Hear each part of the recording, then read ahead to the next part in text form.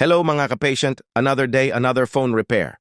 Ang pinagawa ni client sa amin ay iPhone 13 na kailangang palitan ng battery. Napansin ni client na bloated na ang lumang battery at nag-a-Apple logo na lang ang phone tuwing bubuksan.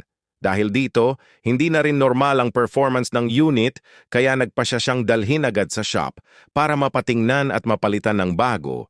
Karaniwan itong nangyayari kapag ang phone ay palaging ginagamit habang naka-charge o kaya naman ay naiiwanang nakasaksak magdamag hanggang sa makatulugan.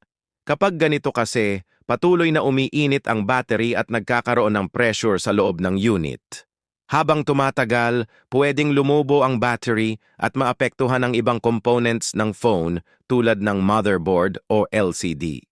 Buti na lang at maagap si client at dinala agad ang unit sa amin bago pa tuluyang lumala ang sira. Kung hindi ito naagapan, malaki ang posibilidad na masira pati ang LCD na mas magastos ayusin.